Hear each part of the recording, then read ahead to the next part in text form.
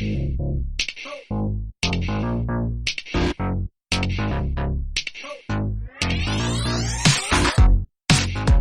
to get into our final segment. That's our top 5, baby. And this top 5, boy, this was a tough one for me. I mean it. This top 5 is cards that should have other cards' abilities. 2 of these have been on my list almost since the beginning of the game. One of these I have on my list, or one that we actually talked about. So yeah. But I will tell you that this was a very, very tough list. We changed it last time, I think, right at the last second, because I personally was like, man, I am struggling. I don't know if I can come up with what I need to come up with here. It was tough. I had 2 or 3 that were sure things, and then some others that I was like, well, how do I round this out? And then I have at least one runner-up. I may have had more, but I actually did this list way ahead of the last one just because it was rattling around in my head. So I'm not sure about some of my runners-up. Okay. And one of them you'll see was a very late addition. Okay. Well, then let me start things out here. So, and like I said, again, I struggled with this because they do a great job with most cards to make them feel like, okay, this is what this person, this hero, this villain would do. So I'll start with my number 5. And now that I look at it, my number 3, I am kind of iffy on. I probably could have done something better. But number 5, the Juggernaut should have Vision's power set to where he can, once he's played, he can move anywhere. But I want him to be able to move anywhere. That's not how this works. I want him to be able to move anywhere he wants to. But we'll just say Juggernaut with the power of Vision, where he can move any turn. He can move once any turn. So I was going to say, usually if we have a similar answer, we say hold it and save it. But since this one has 2 parts, I didn't do that. Juggernaut's on my list, but later. Man, this was a tough list for me. What's your number 5? Because this might help me if I want to change something. My number 5 is your good buddy, the Punisher. Okay. I mean, the Punisher's power is not bad. His power amps up when he's facing more opponents. I mean, Frank Castle fights harder the longer the odds are. But I think Punisher ought to have Spider-Man 2099's power. Ooh. Punisher arrives on the scene and just takes a card out. I like that. I do. I think that's great. I mean, I like that ability. I was a little surprised for Spider-Man 2099. But, of course, I've read Spider-Man 2099 stuff here and there, but I more know him as future Spider-Man with an awesome costume. So I think, Punisher's ability now makes sense, but Punisher just eliminating a card. I would have said he should take Gambit's power maybe, but Gambit's is too perfect because he's literally throwing the card you're playing with. But yeah, Punisher should have the ability of Spider-Man 2099. I like that. I think just switch him. I could see Spider-Man 2099, getting more powerful against the odds. Yeah. Yeah, it is kind of like, I read some Spider-Man 2099 a little bit, but I don't remember him taking, destroying, killing people or anything like that. Yeah. So, I feel like that's kind of accurate. Okay. All right. My next one, number 4, I've got Professor X should have Daredevil's power. Oh, so makes sense. Yeah, he can see the play before it happens on turn 5. Don't get me wrong. I like it. Professor X, his ability to lock down a lane, just kind of exhibits how powerful Professor X can be. But I think that his ability to see what other players are doing makes a lot more sense to me. Like, he's able to reach out. He's able to see. He's able to get into other people's minds to be ready for whatever's about to happen. And, I hadn't really thought about it before. That definitely works for Professor X or any telepath. I think his lockdown thing kind of reminds me of what he did in X-Men 2. X-Men. Oh, gotcha. Yeah, when he kind of froze everybody in the museum or the White House.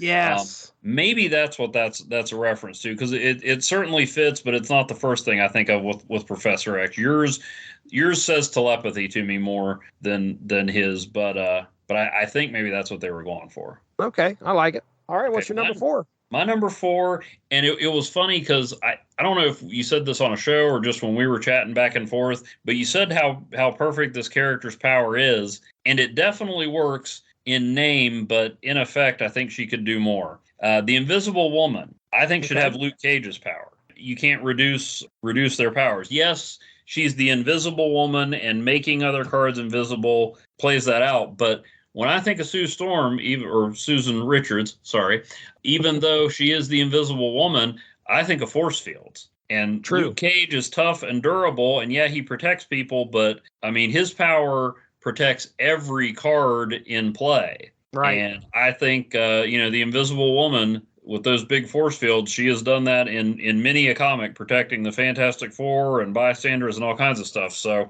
her power is good, but I think Luke Cage's ability really reflects the scope of her powers in the comics. I can dig that. All right. My number 3, and again, I wrote this down, and the more that I think about it, the less I like it. But I have Juggernaut yet again, but this time with Colossus's powers.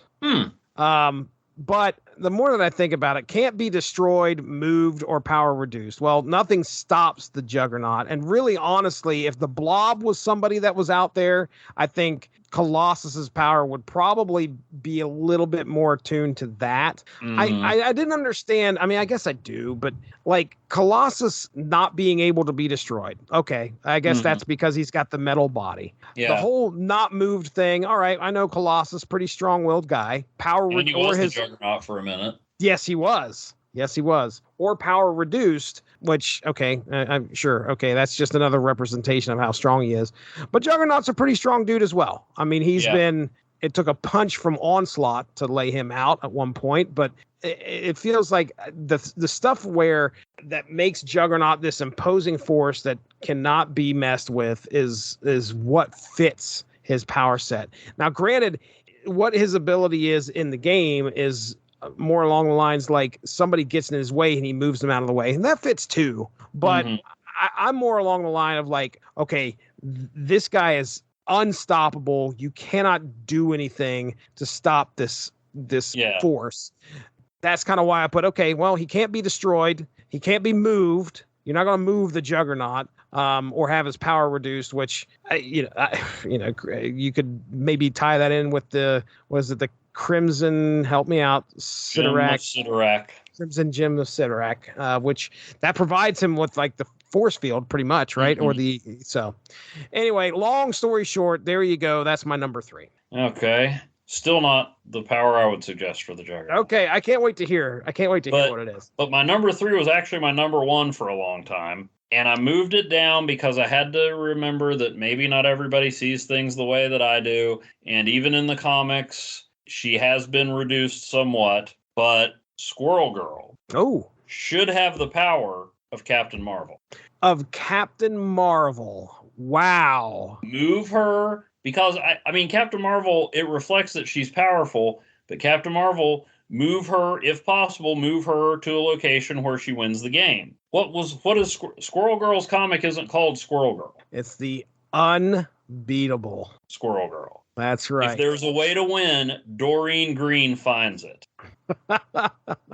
Give Captain Marvel, I mean, I thought about Captain Marvel could maybe have the Torch's power, or it's not a 1-to-1 switch. I mean, Captain Marvel should not generate squirrels. And yes, I know if Squirrel Girl doesn't generate squirrels, who will generate them? But we get frickin' Central Park enough. That's true. My gosh. And I mean, she doesn't have to be a 5-cost-6 power. I mean, I'm fine with her being a 5-cost-6 power because Squirrel Girl is my favorite character and she is awesome. But if you think that's a bridge too far, she should have M'Baku's ability. Yes, there you go. That's what I was thinking. Yeah. At least. I am fine with her having Captain Marvel's ability, although, I mean, I think you could drop the cost if you wanted to, but at least give her M'Baku. I mean, I know she makes squirrels, but, I mean, I'm Central Park, if we redid the locations we hate to see, Central Park might have crawled into my top 5. And it wasn't even a hot location, but it's just like, come on, people, I have cards I need to put here. Exactly.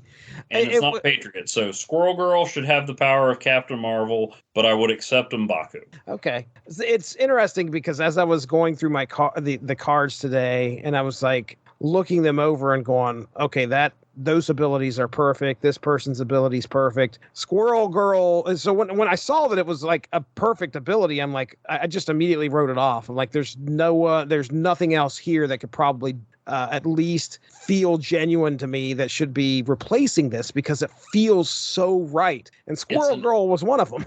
It's like, an accurate ability, but it doesn't encompass. It's like Juggernaut. Juggernaut's ability reflects something Juggernaut can do, but is it all the Juggernaut can do? Not all that Juggernaut can do, right? I would say it is not. I hear you.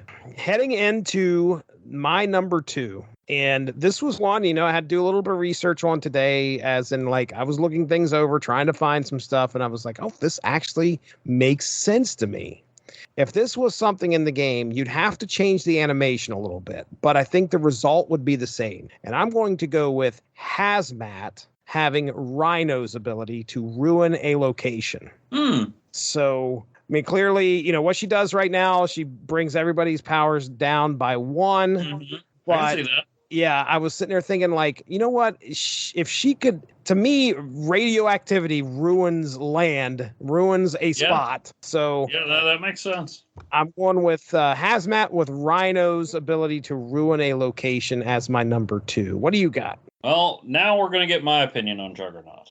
Okay, I can't wait. I want to hear what this is. I think Juggernaut should be more than a 3-cost 3 power. And that's the thing that's most jarring to me, is that he's the Juggernaut. He is the Juggernaut. But if he's going to be a 3-cost 3 power card, there's another 3-cost 3 power card's abilities he should have. Okay.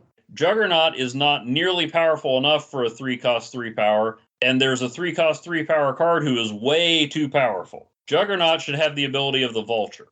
The Vulture. Because the Vulture's way too good. Yeah, and his ability, the Vulture's ability, is to move. And every time he moves, he can't move on his own, but every time he moves, he gets +5. He is gaining. gaining Move a bunch. Vulture can outscore Infonaut if you. Well, okay, maybe that's a bit much, but he can outscore. You move him twice, and he does more damage than the Hulk. Right. And so he doesn't move on his own, but, a lot of times Juggernaut's not the guy planning the heist or the caper. So he needs somebody else to point him in the right direction. So I think that makes Juggernaut more powerful. Vulture, I mean, heck, he could fly in and knock somebody out of a location. Just switch their powers if you want. Vulture's too powerful and Juggernaut's not powerful enough, and it just so happens that Vulture's ability would fit Juggernaut just fine in my eyes. Yeah, I would have to agree, because that is the common theme of what I was looking for.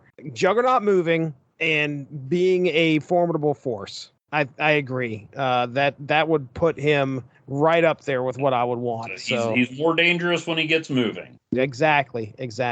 Good number 2.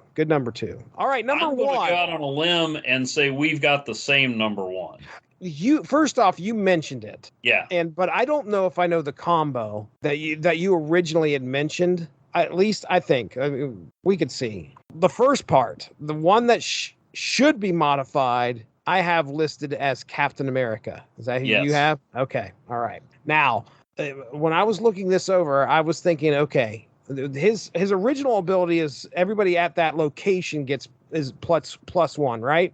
Mm-hmm. Okay. So I took it a step further and I said, give him the ability of Blue Marvel. Oh, that is not what I have, but that is an improvement. Yeah, it's definitely an improvement. You're talking about all of your other cards have +1. Right. So it's taking that idea of, the Captain America is clearly inspiring everybody here at this location. And instead of just at that location, Captain America is part of your team, the whole deck. And he should be able to inspire everybody that's on that team, no matter where they're at. And everybody should get +1. So the thing is, I don't know much about Blue Marvel anyway, so I have no idea if what he has, his ability. Blue Marvel's pretty powerful. Okay. I mean, he's up there. He's almost another Marvel Superman analog. All right. So his powers are more energy based, but yeah. Is it with the whole of all of the cards +1? Do you think that fits that character? I don't know how well it reflects his power, but it reflects his power level, I think. Okay. All right. But I agree with you. Captain America should be able to affect more than just one location. And I would say I couldn't agree with you more, but I could agree with you more. If Okay. you said that Captain America should have it, because Captain America's power reflects his ability to inspire and lead and really works with him as a patriotic symbol, but he's not even the most powerful patriotic symbol in the game. Mm-hmm. Captain America, I think, although it's hard to argue with yours, I think Captain America should have the power of Patriot. Patriot, right. Because we both agree Captain America should affect more than just one location. Right. And Patriot powers up non-power cards by +2. I mean, Patriot can be a huge game changer, and Patriot is, I mean, he's his own character, but he's not a knockoff, but he's Captain America light. Right. But he's got a better power than Captain America. Yeah, he's I put Captain America in decks, and if I'm looking to add a 3-cost card, he's the first one I'm going to take off. Mm-hmm. Because he's useful, but there's so many more useful 3-cost cards, Patriot chief among them. So, I mean, Blue Marvel's power might be a better fit because it affects everybody regardless. But, I mean, Captain America, you know, even before he had powers, he wouldn't back down from a fight. So I could see him, you know, inspiring and lifting up those without powers. I agree. Even though the Hulk doesn't fall into that category. But, hey, sometimes when Captain America says jump, you know, when Captain America says smash, the Hulk smashes. That's right, buddy. That's right. So I just think, you know, yours works too. I just think that having Patriot's power corrects the fact that, you know, Captain America Jr. is more powerful than Captain America. Right. Captain America is really underpowered for this game. I mean, he carries a lot of clout with him now. Yeah. When you look at the cinematic universe and everything else, I mean, he's definitely the Avengers, even the X-Men. Right. I mean, you know, people respect Captain America. Yeah. And so yeah, I think you're absolutely right. He should be able to affect more than just one location. And I give the edge to Patriot over Blue Marvel because Blue Marvel is that powerful. Patriot's not. Right. I'll agree. He's a good kid. You know, got hooked on the mutant growth hormone at one point, but you know, he got better. He righted the ship, but he shouldn't be more useful and more powerful than Captain America and at his own game. 100%. I mean, he's inspiring and boosting up people better than the best inspirational leader in the Marvel Universe. Right. Well, there you go, ladies and gentlemen. That is our top 5 Marvel Snap cards that should have other Snap card abilities. That was a fun top 5. Ladies and gentlemen, this brings our discussion series of Snap Material episodes to a close. I want to thank Evan Bevins for bringing his best, and we got to talk about last season and this upcoming season. It's going to be a lot of fun. Got to do a little bit of a battle. Got to talk a top 5. So, Evan, let's get into plugs, man. What do you got? What do you got going on? Well, you can find my writing over at asterisk51.blogspot.com. Actually, haven't written about Snap because we started doing all the lists over here. So, but if you want to read more about the comics where these characters and a whole bunch of others came from, as well as just what kind of movies you can find at Dollar Tree, they're better than you think, and some of them are just as weird as you might expect. Case in point, Chinese-speaking vampires. By the time this comes out, you should also have my review of Independence Day Dark Fathom from Titan Comics, some of my musings on the Independence Day franchise, and Mark Radulich and I will have done a comic strip on The Losers, yet another comic book movie starring Chris Evans. Oh, wow. All right, then. You're listening to the Source Material Comics feed right now. We have all sorts of great podcasts on here, starting with the Source Material Comics podcast, where it's pretty much a book club for comics. Got all sorts of great comic book related shows on there recently. Well, actually, no, recently was my solo shot of What If Volume 2, Number 1. I talk about what if the Avengers lost the Evolutionary War. So the Evolutionary was just living rent-free in your head, wasn't he? He was, too. And that's why I did that. I was like, I've got to get this out. So, yeah, you can go check that out. It was a lot of fun. I ran down what happened in every single one of the Evolutionary War annuals in there. And then I talked about what happened in the What If issue, which was pretty crazy stuff. And then also the Unspoken Issues podcast just recently, today, as a matter of fact, we released our latest episode, Conan versus Rune Saga, 3 issues. Actually, it's like 2 1/4. But you can check out me, Dean, and Derry talking about Rune, the evil eldritch god from the Ultraverse, versus Conan, the barbarian, shortly after Marvel. Well, that's not the late night talk show host? No, it is not.